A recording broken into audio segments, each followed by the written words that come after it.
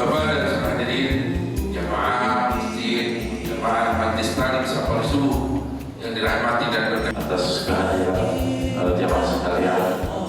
Alhamdulillah hadir di Masjid Darul Iman sekali lagi pada minggu lalu dan juga sampai dengan hari ini yang kami sampaikan di Masjid Al-Asri minggu lalu adalah 5.655.005. Segala puja dan puji kehadirat Allah, salawat dan salam kepada junjungan kita Nabi Muhammad sallallahu alaihi wasallam, para keluarga, sahabat, tabi'in, serta seluruh umatnya yang selalu beristiqamah mengikuti sunnah-sunnahnya hingga yaumul qiyamah. Alhamdulillah, pada pagi hari ini kita dapat kembali bersilaturahim untuk bersama-sama meningkatkan iman dan takwa kita kepada Allah Subhanahu wa taala dengan memakmurkan rumah-rumah Allah dan juga mempelajari hadis-hadis Nabi kita Nabi Muhammad sallallahu alaihi wasallam. Semoga apa yang kita lakukan semuanya mendapatkan keberkahan dan keridhaan dari Allah Subhanahu wa taala. Amin ya rabbal alamin. Pada kesempatan kali ini kita akan kembali membahas hadis-hadis yang terdapat dalam kitab Riyadhus Shalihin yang alhamdulillah sudah masuk di hadis ke-263, yaitu sekarang 263, yang pada pertemuan sebelumnya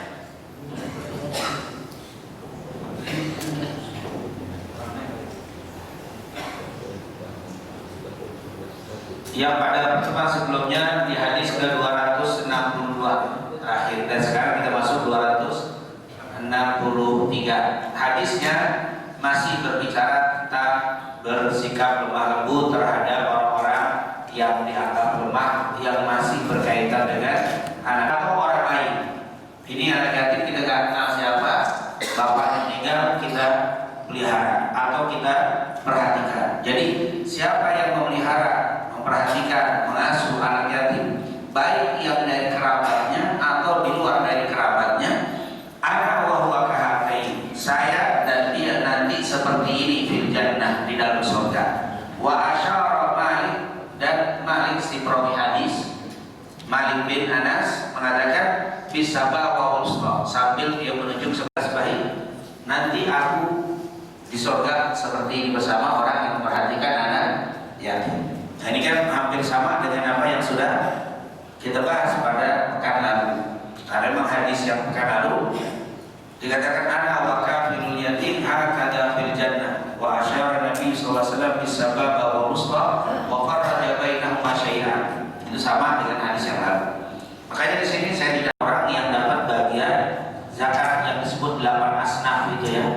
Innamaz zakatu lil fuqara wal masakin. Jadi anak yatim tidak ada. Kata-kata anak yatim tidak ada. Tetapi mereka berhak menerima kasih sayang. Berhak dikasih sayang. Makanya di sini ceritanya adalah mengasih sayangi anak yatim. Jadi harus perlu dicatat nih berkaitan dengan yatim dan apa? Miskin. Jadi kalau kita mau sedekah, nyuruh Ustaz saat saya pengen sedekah kumpulin yatim dan miskin. Jangan yatim doang. Karena Ustaz tidak boleh. Ketika si pensedekah itu mau ngasih yatim saja, maka sebagai Ustaz tidak boleh mengumpulin orang miskin karena amanatnya apa? Yatim, miskin nggak masuk. Nah makanya di sini harus diperhatikan sedekah untuk sedekah yatim dan miskin. Sedekah ini yatimnya pun yatim yang miskin. Tapi kalau kasih sayang itu adalah yatim. Kan sudah kita sering dengar ara'aitalladzi yukadzibu biddin fadzalika alladzi yang terus yang keduanya apa? Wala yahuddu ala ta'amil. Tahukah kamu siapa yang merusakan agama? Mereka itu yang menghardik anak yatim dan tidak kasih makan orang miskin. Itu beda kan? Anak yatim disuruh apa? Jangan dihardik, kasih sayangi, jangan dibentak. Itu kasih sayang. Wala yahuddu ala ta'amil miskin, dan tidak memberikan makan atau memberikan orang untuk memberikan motivasi kasih makan orang miskin. Makan miskin, tapi kasih sayang apa? Walata dikatakan dalam surat apa? Wadduha wa ammal yatima. Anak yatim jangan dibentak. Urusan kasih sayang yatim. Kadang-kadang kita yatim ini urusan apa? Sebenarnya kasih sayang itu. Maka yatim dia dulu yang apa? Miskin baru dapat. Wa ammal yatima fala tadhar wa ammas apa? Terus wa ammas sa'ila fala. Di sini yatim. Kalau kita bicara tentang yatim pasti jangan dibentak, jangan diomeli, jangan dikasari. Maksudnya kasih sayang mereka butuh kasih sayang. Hadis 264 ini juga riwayat Imam Bukhari Muslim. Hadis ini dari Abu Hurairah radhiyallahu anhu.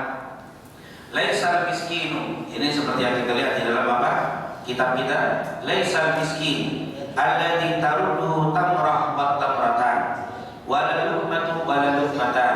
Innamal miskinu alladzi yata'affaf. Ini dikatakan laisal miskin, bukan orang miskin. Alladzi taruddu, yang memberikan atau menerima 2 kurma atau apa? Tamrah itu 1 kurma atau 2 kurma. Artinya bukan orang miskin, orang yang apa? Menerima 1 atau 2 kurma, orang yang butuh makan. Wala luqmah atau luqmatan, atau 1 suap atau 2 suap, luqman suapan. Bukan orang miskin yang mengapa, yang butuh makan sesuap nasi, butuh kurma, 2 butir kurma, bukan. Tapi innamal miskin, sesungguhnya orang miskin itu alladzi yata'affaf, wala alladzi la yajidu ghina yughni wala yufqanu bihi fayatasaddaqu alaihi wala yakun fayasalun nas. Ini maknanya sama. Bukan orang miskin adalah orang yang membutuhkan 1 kurma, 2 kurma, 1 suap, 2 suap. Tetapi orang miskin itu adalah yang tak merasa kaya dirinya dan selalu meminta-minta kepada orang lain. Ini hakikat aslinya miskin itu orang yang tidak memiliki apa? Harta. Tentunya para ulama berbeda pendapat tentang fakir dan miskin. Ada yang bilang fakir itu orang yang apa? Tidak punya kerjaan sama sekali, tidak punya penghasilan, itu namanya fakir. Yang kedua miskin. Miskin itu punya pekerjaan tapi tidak memenuhi hajatnya. Dia butuh 1 hari 50.000, dia nggak dapat 50.000, dapat 25.000. Itu miskin. Ini adalah fakir, ini miskin. Jadi fakir itu lebih daripada miskin. Makanya selalu kalimatnya fakir miskin, dikedepankan fakir baru miskin. Ada yang mengatakan fakir itu ada pekerjaan, tetapi hasilnya tidak memenuhi kebutuhannya. Kebutuhan sehari 50.000, dia hanya dapat 25.000. Itu namanya fakir. Simpatinya, tapi simpati ini orang jatuh, kita bilang miskin. Ini orang miskin. Atau ini orang ditolimi. Kita kasih sama orang yang ditolimi. Miskin, hadar miskin, hadar mazlum. Miskin nih orang, itu bahasa kita apa itu? Siapa nih orang lagi ditolimi orang? Itu kan juga miskin. Jadi miskin itu orang yang perlu dikasih sayang. Di sini kata Rasul, yang perlu dikasih sayang bukan miskin yang nggak punya harta itu. Secara harfiah iya, tapi yang lebih kita kasih sayangnya adalah orang yang apa? Meminta-minta, itu yang lebih kita kasih sayang. Dua kelihatannya miskin, kelihatannya 2 miskin. Yang satu miskin nggak meminta-minta, yang satu miskin suka meminta-minta. Kalau kita pengen kasih 1 orang, kasihlah yang tidak meminta-minta. Lisanina wal mahrum. Harta kita itu ada punya hak lisanini, orang yang meminta-minta, wal mahrum, dan yang mengharumkan dirinya untuk meminta-minta. Jadi kalau ada orang miskin, orang susah, 1 meminta-minta, 1 enggak, kasih yang enggak meminta-minta. Karena itu lebih bertakwa kepada Allah. Sedekah kita kepada orang yang lebih bertakwa itu lebih manfaat, lebih gede pahalanya daripada kepada orang yang tidak bertakwa. Yang 1 minta-minta terus, kasih yang enggak minta-minta. Kadang-kadang kan kita enggak nunggu yang minta dulu. Enggak minta kita enggak kasih, salah. Itu kan ada orang tak mampu, tapi tidak pernah minta. Itu yang perlu kita perhatikan. Dan itu pahala yang paling besar dibanding orang yang apa? Meminta-minta. Jadi jangan nunggu diminta. Kalau melihat orang seperti itu, sungguh orang itu yang tidak meminta-minta, itu kalau kita kasih, dia lebih bersyukur kepada Allah dan dia punya ketakwaan. Dan kita akan lebih besar pahalanya ngasih kepada dia daripada yang meminta-minta. Subhanallah. Ini merupakan apa? Satu hal yang berkaitan dengan orang-orang miskin. Dan ini sekali lagi sudah sering kita bahas ya. Ini bab masih berapa pertemuan, hampir sebulan lebih, urusan apa? Orang-orang miskin, urusan orang miskin. Semoga Allah Subhanahu wa taala selalu memberikan kepada kita rezeki yang halal dan thayyibah, dan semoga Allah jaga kita, kemuliaan diri kita dan keluarga kita, dan semoga Allah angkat kemiskinan dari kaum muslimin, kemiskinan dari umat Nabi Muhammad sallallahu alaihi wasallam. Amin amin ya rabbal alamin. Mungkin di kesempatan kali ini saya tutup sampai di sini untuk bisa buka tanya jawab, karena beberapa pertemuan kemarin nggak ada tanya jawab. Yang 3 pertemuan kalau nggak salah kita tutup pertanyaan. Silakan. Karena sekali lagi hadis sebenarnya sudah ditulis juga, tapi ini hampir sama nanti hadisnya berkaitan dengan urusan orang-orang yang miskin dan janda. Atau maaf sekali lagi saya tambahkan saja, saya nggak perlu jelaskan, saya bacakan saja di hadis 265. Jadi besok akan masuk 266. As-sa'i alal armalah, as-sa'i orang yang mengurus alal armalah janda-janda, wal miskin dan orang-orang miskin, kal mujahid fi sabilillah, seperti orang yang jihad di jalan Allah, awal qa'imul lail, atau seperti orang yang menghidupkan malam yang tidak pernah bosan, as-shaim an-nahar, atau seperti orang yang puasa di siang hari. Allah, orang yang memperhatikan apa? Orang-orang miskin dan janda tua nih. Janda yang butuh apa? Perhatian, karena memang nggak bisa menghasilkan apa? Tidak bekerja lagi, tidak bisa mendapatkan nafkah, itu luar biasa. Jadi ini adalah orang-orang yang berusaha selalu punya rezeki, memperhatikan orang-orang janda, orang-orang miskin, itu mendapatkan apa? Ini urusan harta ya. Kalau yatim kasih saya, kalau armalah sama masakin apa? Bukan kasih saya. Jangan difulus, ini urusan apa? Asai, orang yang berusaha mengurus orang-orang miskin dan janda, urusan apa itu? Duit. Kalau yatim, kasih saya jangan dibalik. Dibalik lagi ini ya. Jadi untuk ini nggak ada urusan kasih saya. Ini ngurus urusan makan, minum. Kalau anak yatim baru kasih saya. Jadi ini miskin dengan armalah sama. Orang miskin nggak ada, jangan di apa? Kadang-kadang kita ngomongnya saya yang ngurus janda-janda dan yatim. Nah ini yatim sama janda disamain. Enggak, yang disamain sama Nabi yatim sama janda sama miskin. Karena bukannya sama. Seperti miskin kita perhatiin makannya, janda juga diperhatiin apa? Makannya. Kalau yatim baru kasih saya. Jangan terbalik ya, istilahnya apa? Saya yang ngurus janda-janda dan yatim. Sama ini janda dan yatim apa? Ini adalah armalah wal miskin. Orang-orang yang mengurus mereka seperti orang yang jihad di jalan Allah. Malamnya dia mulai, siangnya berpuasa. Allah full.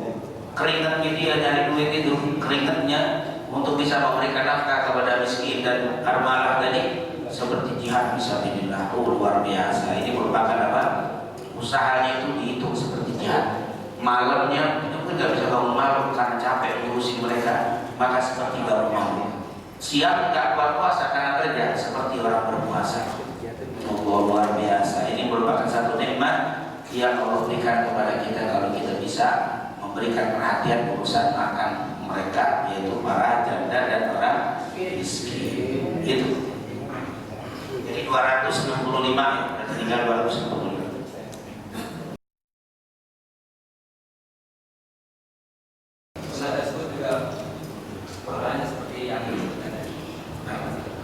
Waalaikumsalam warahmatullahi wabarakatuh. Ini hadis diriwayatkan oleh Imam Tirmidzi, Abu Dawud dengan sanad yang hasan.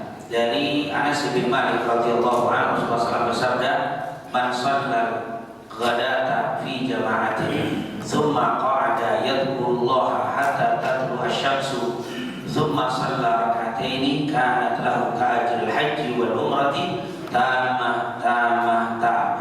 Itu hadisnya hasan. Walaupun tidak sampai derajat sahih, tetapi sepakat ulama mengatakan ini hadis bisa digunakan untuk dijadikan apa? Dalil yang sangat kuat. Riwayat Imam Tirmidzi. Rasulullah mengatakan, "Man shallal ghadata fi jama'atin." Siapa yang salat subuh berjamaah, tsumma qa'ada yadhkurullaha, kemudian dia duduk, yadhkurullaha, berzikir terus. Berzikir di sini bisa tasbih, tahmid, takbir, bisa ta'lim, ini berzikir ini, baca Quran. Ini adalah zikrullah. Hatta tatlu asy sampai terbit matahari. Tsumma shalla rak'atain, kemudian dia sholat 2 rakaat. Kata-kata hatta tatlu asyam sampai terbit matahari ini yang disebut syuruk. Disebut apa? Syuruk, sampai terbit matahari. Tapi syuruknya tadi ini matahari keluar, bukan baru keluar, nggak boleh. Sampai dia lurus, sampai full, sampai dia apa? Terbit betul. Jadi pas baru terbit begitu pun ditunggu, kata para ulama sekitar ya, kalau jam sekarang 10 sampai 15 menit. Jadi nggak boleh langsung terbit, langsung apa? Sholat sampai syuruk, makanya itu tambah. Kalau bahasa jam ini kan bunyi itu ada syuruk tuh, tungguin 10 menitan. Itu yang paling apa? Bagus, paling aman untuk kita menjadikan sholat di waktu syuruk. Nah, summa shalla rak'atain, setelah itu sholatnya 2 rakaat. Biasanya Nabi kuliah menunggu. Jadi sholat 2 rakaat nggak pakai zikir lagi, zikirnya udah jadi habis salam selesai pergi. Itu atau duduk selesai bubar. Jadi tidak ada zikir di dalam sholat subuh.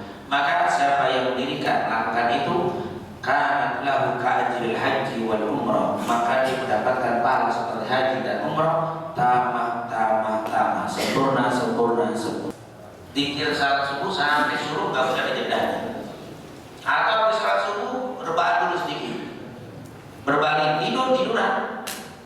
tidur, terbit matahari dibangun butuh nggak ada. Tapi kalau ketiduran nggak apa-apa, ini kayak talim, ada ketiduran dari sholat subuh. Habis suruh bangun sholat dapat. Karena enaknya talim begitu tuh. Talim enaknya walaupun ketiduran tetap hitungannya apa? Bisa suruh. Yang penting jangan berbalik, jangan apa? Berbahan. Kalau berbahan ada. Makanya sebenarnya kita setiap Sabtu itu bisa dapat pahala haji dan umroh. Karena kita selalu istiqomah. Suruh. Itu pahalanya luar biasa, ini satu keistimewaan. Jadi ada pemisah, tapi kalau langsung dapat. Ya, jadi kalau ngopi sebelum subuh tadi, kalau habis subuh nggak dapat ini hal-hal seperti ini. Tapi kalau di sini boleh nggak boleh? Ini karena termasuk rangkaian dalam apa? Zikrullah. Ini tetap dapat. Subhanallah. Makanya paling enak itu tadi. Makanya para haji umroh tiap hari, tiap subuh kita dapat apa? Tapi kalau pada di sini jangan nggak umroh, tetap umroh. Itu kaya. Itu yang menurut saya sih kalau walaupun nggak umroh, yang minum saya umroh. Kalah orang penerbangan kita nggak dapat ini bisa. Oh iya, itu seperti ta'dilu, menyerupai sederajat dengan haji dan umrah. Berjamaah zikir sampai terbit matahari baru sholat. Sementara duha boleh. Kita tadi sholat subuh ketinggalan. Siang-siang kita duha boleh kan? Boleh. Duha nggak harus apa? Subuh berjamaah. Ini menunjukkan beda antara syuruk dan duha. Syuruk cuma 2 rakaat, nggak lebih. Duha berapa? 4. Yang afdol itu 4 duha. Kalau syuruk cuma 2, jangan 4, nggak ada sunnah suruh 4 rakaat. Tsumma shalla rak'atain, cukup sholat 2 rakaat. Berarti duha itu beda dengan apa? Dengan syuruk. Berarti duha kelebihannya sebagai tanda syukur kepada Allah atas kesehatan. Makanya orang yang suka pegel-pegel badan banyakin duha. Ini yang kerotok-kerotoknya kesedihan kayaknya berat nih. Itu duha syukurnya. Kalau syuruk beda. Jadi perbedaan antara syuruk dan duha sangat banyak. Makanya pendapat yang kedua, kita lebih cenderung pendapat yang kedua bahwa duha dan syuruk itu berbeda. Cuman kadang-kadang maaf ya, ada dai-dai ini berdakwah mengajak apa yang dia pahami. Orang lain yang nggak dipahami atau yang nggak sepemahaman dia dianggap apa? Tidak ada dalilnya. Yang benar ini. Nah itu seakan-akan kita yang biasa syuruk sama duha beda. Jadi nah bunyi katanya nggak ada. Saya tahu karena biasa ada orang yang hanya nonton YouTube doang. Kerjaannya nonton Google aja. Saya baru tahu ternyata ibadah saya semuanya salah. Iya salah. Nonton itu terus. Coba kita belajar ternyata itu. Karena memang dia sesuai dengan apa yang diinginkan. Alirannya begini dia bawa ke situ. Mestinya dai-dai itu berdakwah untuk Allah, untuk Islam, bukan untuk partai, bukan untuk apa? Golongan dia, bukan untuk manhaj dia, bukan untuk madhab dia. Harusnya dalam madhab Syafi'i begini, Maliki Hambali itu gerakan. Kalau saya lebih cenderung Syafi'i, boleh kan enak orang dengarnya. Oh Ustaz Syafi'i, begitu caranya. Kalau saya Hambali begini caranya, kan enak. Ini enggak, seakan ini loh sunnah, ini loh rasul. Makanya ini loh rasul berarti selain ini tidak rasul, selain ini tidak sunnah. Nah ini yang berbahaya. Makanya kita banyaklah belajar, insya Allah kita akan tahu.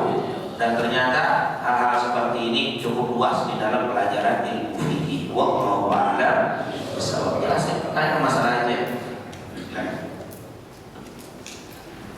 Cukup?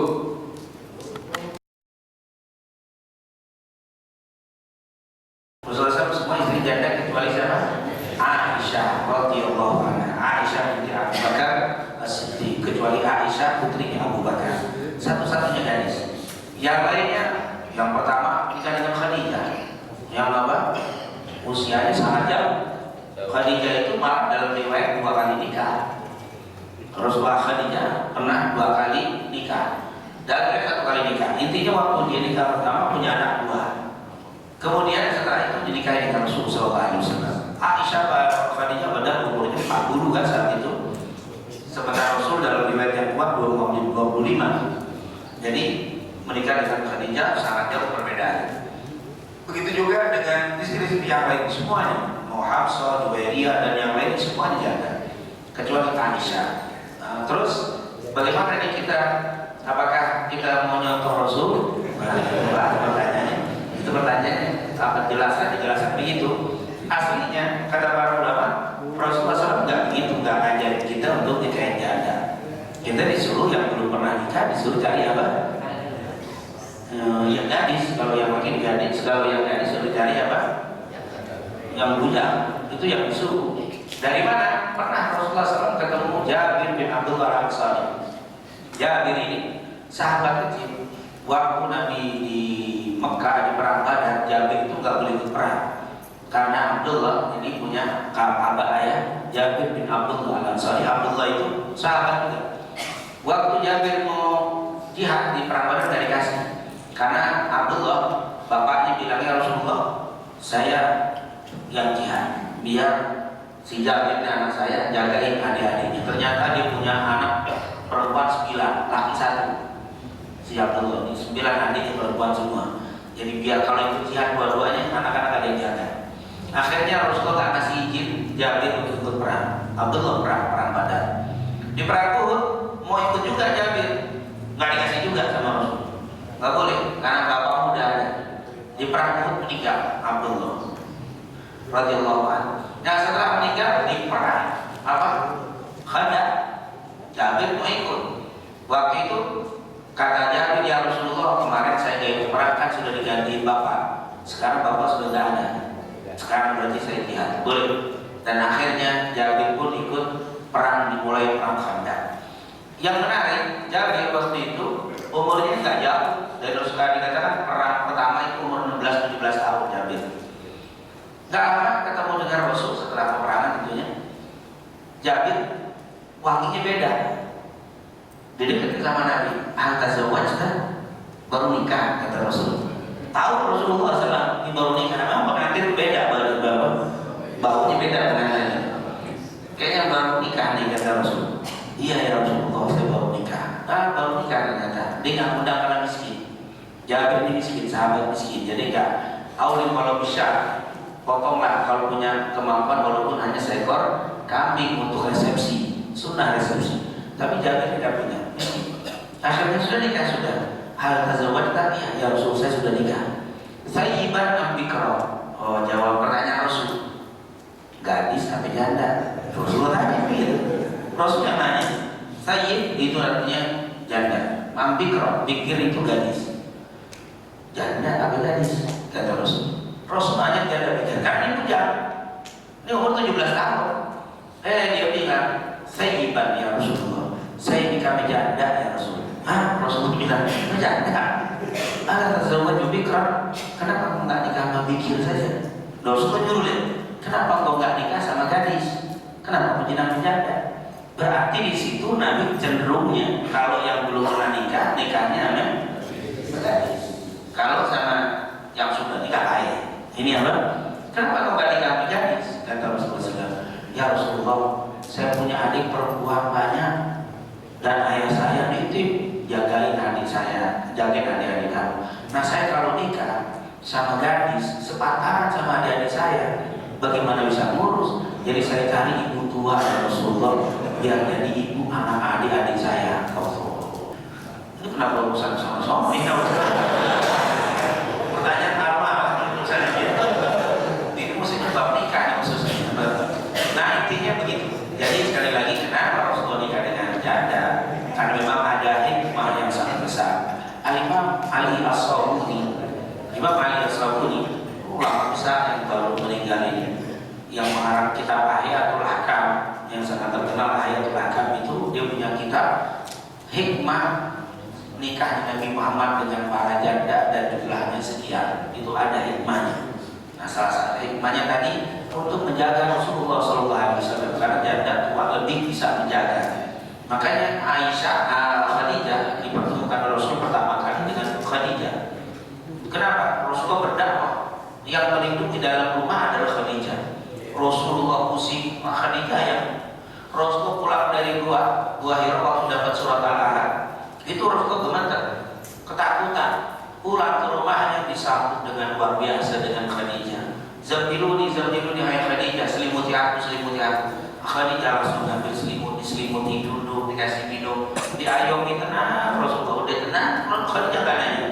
Akhirnya Rasulullah cerita, tadi aku mendapati di gua didatangi makhluk yang berwarna putih. Jangan khawatir wahai suamiku, engkau orang baik, engkau suka menyambung tali silaturahim, engkau orang yang suka membantu orang lain, engkau tidak pernah dusta. Pasti yang turun kepada itu makhluk yang baik, tidak mungkin makhluk yang buruk. Tenang saja, tenang. Yuk biar lebih tenang, saya bawa ke Warokoh, misanan dia. Dibawa ke misanannya. Kata misanannya, Warokoh ini adalah apa? Namus, malaikat yang turun kepada seseorang yang akan menjadi nabi, dan engkau adalah seorang nabi. Itu paling besar jasanya Rasulullah adalah Khadijah, menenangkan. Itu dewasa, lebih dewasa. Janda dewasa lebih bisa menenangkan. Itulah Rasulullah dipilih. Karena perjuangan di luar itu sangat berat, perlu orang-orang yang menjaga di dalam rumahnya. Kalau pertama kali nikah dengan Aisyah masih gadis, nggak bisa. Dia pulang begitu udah, Aisyah bingung lagi, masih kecil dia nggak paham. Gadis nggak bisa. Yang dilindungi oleh Rasulullah dikasih janda yang luar biasa. Nah ternyata hikmah-hikmah yang sangat banyak. Makanya waktu Aisyah mendengar Rasulullah nyebut-nyebut tentang Khadijah, Da'ni anil ajuzah ya Rasulullah. Waktu Rasulullah bilang ya Aisyah, mau masak ya, tolong banyakin sayurnya, tolong banyakin. Aisyah bilang ya Rasulullah, kita kan cuma berdua, mau ngapain sayur banyak-banyak? Saya pengen ngasih temannya Khadijah, saya pengen ngasih saudaranya Khadijah. Saya pak disebutin Khadijah, akhirnya Aisyah bilang, Da'ni anil ajuzah ya Rasulullah. Udah ya Rasul, jangan nyebut-nyebut karena nenek tua tuh. Ajuzah, enggak udah tua sebut-sebut dulu. Katanya, ketika ada dengar kata-kata jangan kau sebut orang tua itu lagi, perempuan tua itu lagi ya Rasulullah di depanku. Bukankah Allah sudah menggantikan aku dengan Khadijah? Khadijah sudah gak ada, aku datang. Bukankah cukup dengan aku? Kata Rasulullah, kata Aisyah, belum pernah melihat Rasulullah marah, melebihi marahnya saat aku bilang seperti itu. Apa Rasulullah bilang? Wallahi, tidak akan ada yang bisa menggantikan Khadijah. Oh lihat, saat orang lari dariku Khadijah yang mendekat. Saat orang membuat aku gelisah, Khadijah yang membuat tenang aku. Saat orang tidak memberikan keturunan, Khadijah yang memberikan keturunan. Aisyah, seandainya ucapanmu itu ditaruh di lautan, itu akan garam, itu rasa lautan menjadi apa? Tawar karena besarnya perkataanmu. Jangan pernah kau sebut seperti itu lagi. Rasulullah begitu marah ketika mendengar nama Khadijah, dibilang apa? Nenek tua yang bisa digantikan, tidak ada yang bisa menggantikan Khadijah. Maka aku pegang kali Mesir ya, kalau apel gitu ya, hukum mas apel. Itu Nabi Yusuf lewat, tangannya bisa kepotong gak ada terasa. 50% kan? Ada kawan dipotong tangan gak terasa, itu gara-gara gak terasa. Potong tangan kalau dibiarin itu bisa sampai putus gak terasa. Kayak ganteng itu 50%. Tapi Nabi Muhammad 50%, Nabi Yusuf 100% untuk Nabi Muhammad. Nabi Yusuf 50, Nabi Muhammad 100. Makanya dikatakan ya gharul badru min husni wajhihi. Kalau bulan purnama ibarat apa? Kalau Nabi Yusuf ibarat bulan purnama, maka Nabi Muhammad kegantengannya membuat iri bulan purnama. Ngelihat Nabi Yusuf dengan Nabi Muhammad nanti iri gantengnya Nabi Muhammad. Cuma bedanya Nabi Yusuf itu nggak dikasih haibah seperti Nabi Muhammad. Haibah itu wibawa yang sangat besar. Jadi kalau Nabi Yusuf nggak bisa nunduk ya. Kalau Nabi Muhammad disuruh nunduk, nggak bisa lihat Nabi Muhammad. Semua orang kalau ada Nabi Muhammad sebentar langsung dulu, nggak bisa berlama-lama. Jadi orang nggak bisa lama karena wibawa yang sangat luar biasa. Makanya para sahabat bilang, kami kalau duduk di depan Nabi seakan-akan seandainya ada burung yang datang lalu hinggap di kepala kami, tidak akan terbang karena dikira kami adalah batang-batang kain yang tidak bergerak di depan Nabi Muhammad. Pengantin baru semalam menikah, duduk depan rumahnya, melihat Nabi Yusuf lagi duduk bermesra, istrinya bakal lupa sama suami. Gak bisa melihat, lupa kalau punya suami. Kali lihat gantengnya, pengantin baru dilupain. Apalagi pengantin lama ditinggalin. Pengantin itu Nabi ganteng yang luar biasa. Akhirnya sampai karena terlalu ganteng, Nabi Yusuf bilang, "Abah, ini bahaya saya." Akhirnya Nabi Yusuf masuk penjara dan dikatakan as-sijnu ahabbu ilayya. Sungguh penjara lebih aku sukai karena lebih aman di sini, gak kelihatan orang. Itu Nabi Yusuf. Jadi gak ada orang yang di penjara kecuali karena ketampanan kecuali Nabi Yusuf. Satu-satunya orang di penjara gara-gara terlalu ganteng. Gak ada orang penjara terlalu ganteng. Nabi Yusuf terlalu ganteng. Sampai akhirnya dibilang penjara lebih saya sukai. Setelah keluar dari penjara, Nabi Yusuf mukanya selalu ditutup dengan lidah. Jadi kalau ada perempuan ditutup, jadi perempuan nggak bisa lihat. Jadi selalu ditutup. Jadi tutupin dengan apa? Dengan lidah. Nggak bisa dibuka. Kalau dibuka perempuan itu lupa sama suaminya. Lupa kalau itu.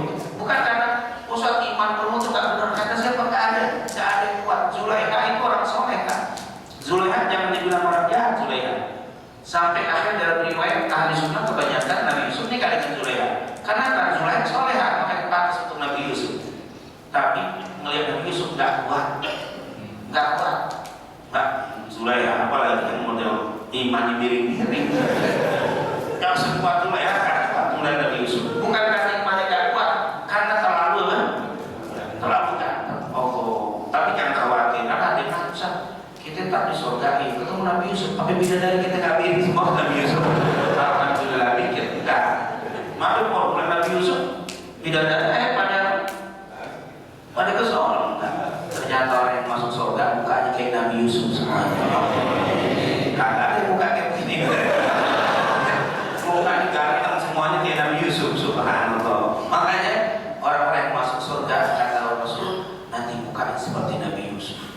Ganteng semua luar biasa. Yang tua tak ada lagi. Semua jadi apa? Umurnya seperti umur Nabi Isa. Seperti Nabi Isa, umurnya ada makanan 33, Nabi Isa ada yang bilang 33, 35 waktu diangkatnya. Itu adalah umur di Nabi Isa. Badannya seperti Nabi Adam. Nabi Adam pun 60 kaki. Gede, itu gede-gede tak. Wah gede, kalau segini kacau, kalau makan pisang satu itu kenyang. Di surga makanan banyak, makan satu deh. Masuk surga banyak, makan segini. Kalau badannya gede, bos, makan puas. Gak ada nyatu deh, besar badan. Sehingga kekuatan laki-laki ada 99% kali lipatkan. Subhanallah, ini luar biasa. Makanya beribadah dulu yang banyak biar jadi ahli surga. Jangan menghayal ahli surga nggak ibadah jadi nggak dapat terus. Coba kita untuk dikatakan taufik hidayah untuk semangat terus untuk bisa beribadah kepada Allah sehingga kita dijadikan min ahli jannah.